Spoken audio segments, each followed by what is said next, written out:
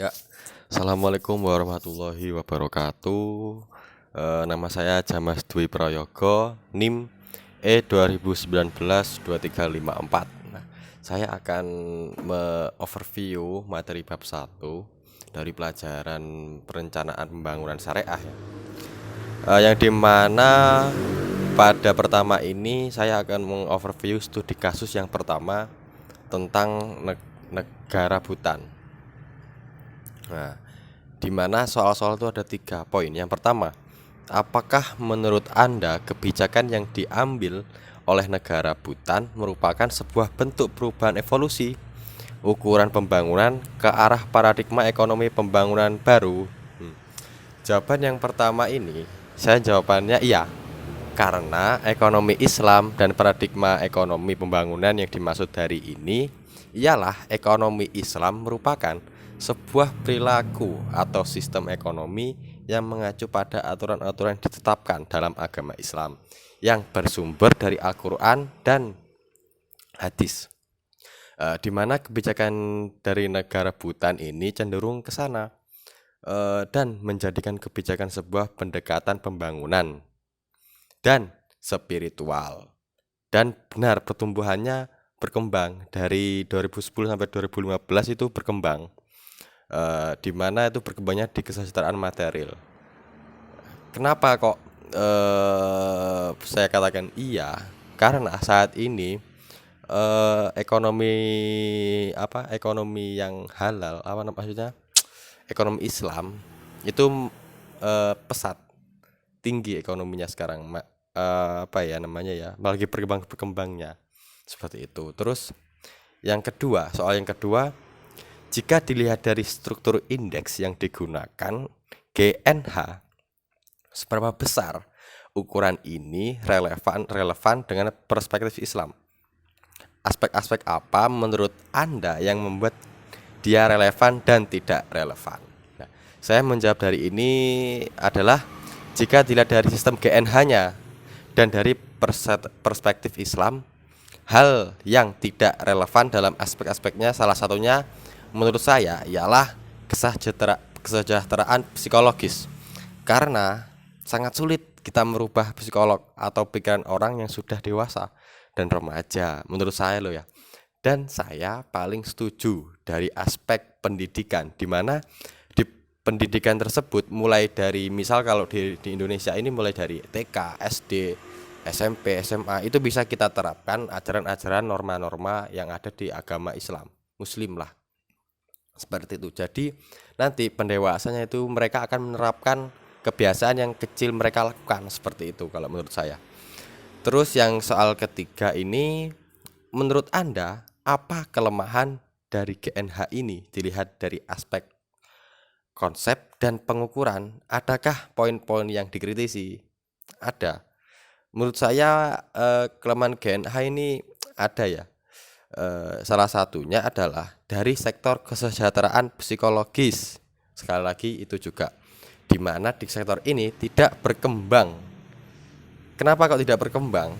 Ya di negara Bhutan itu yang berkembang hanya pendekatan dari material, psikologisnya tuh enggak. Di mana di sektor ini di sektor kesejahteraan psikologis ini tidak berkembang dengan signifikan karena menurut saya lebih fokus di sektor kesejahteraan material. Apa sih kesejahteraan material tuh ya seperti air, listrik, kesehatan, seperti itulah material. Nah, jadi GNH ini lebih fokus lebih condong ke kesejahteraan ke sana. Kasarannya kesejahteraan psikolog ini cuma cuma buat padet-padet doang. Kalau menurut saya kayak gitu. Sehingga yang nggak diurus itu, yang keurus yang material seperti itu. Terus kita masuk pada studi kasus yang kedua ya. Soalnya saya tadi menulis dahulu di buku saya untuk menjawab pertanyaan ini setelah saya memahami materi yang bab 1 itu.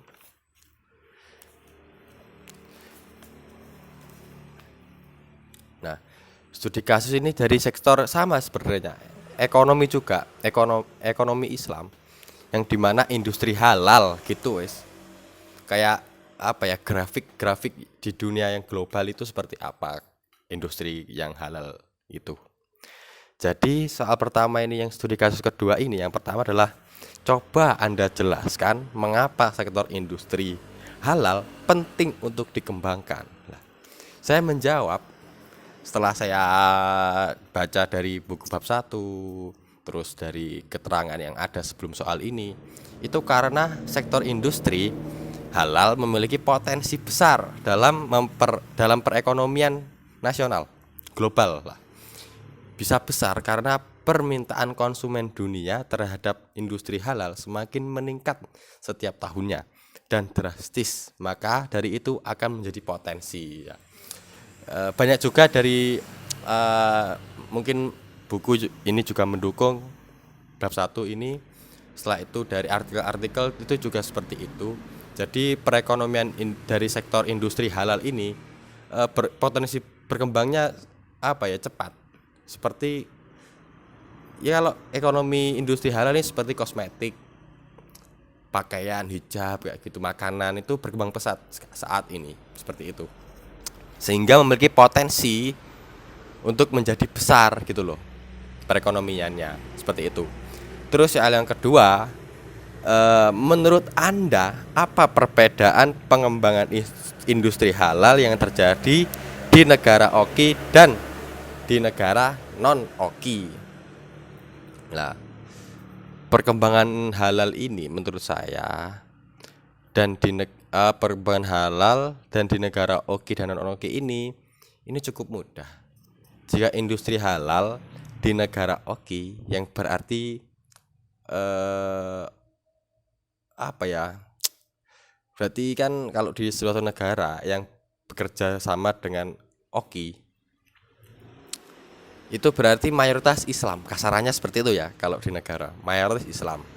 Mereka bisa memakan dan menggunakan apapun atau memakai apapun dari industri halal ini karena dicap sebagai negara yang oki, maksudnya bekerja sama dengan Islam gitu loh. Oki itu maksudnya kayak itu.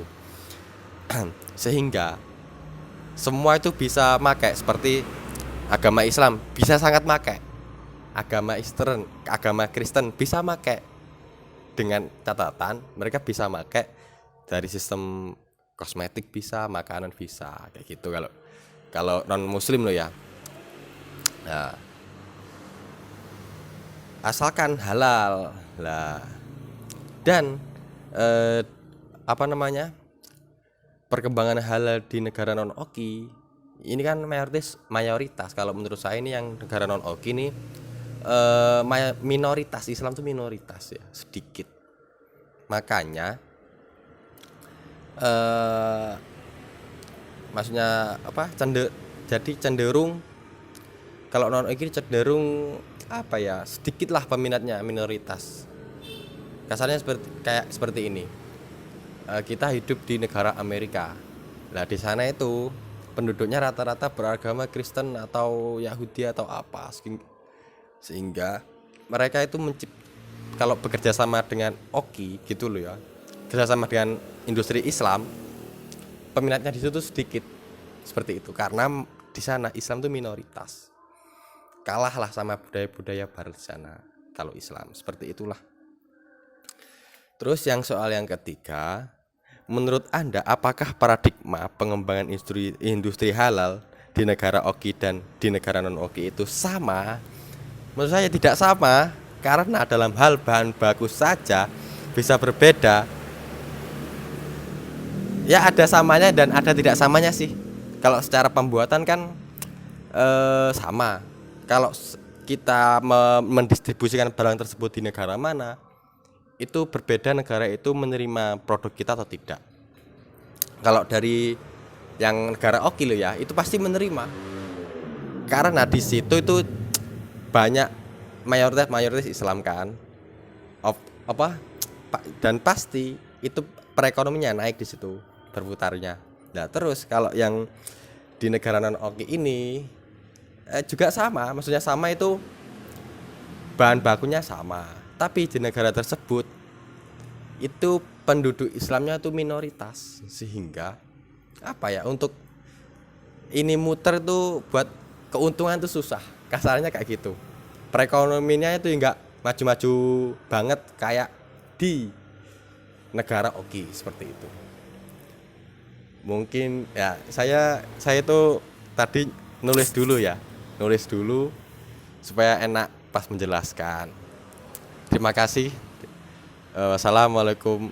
Sekian, terima kasih. Mohon maaf kalau penjelasan saya kurang lengkap. Terima kasih. Wassalamualaikum warahmatullahi wabarakatuh.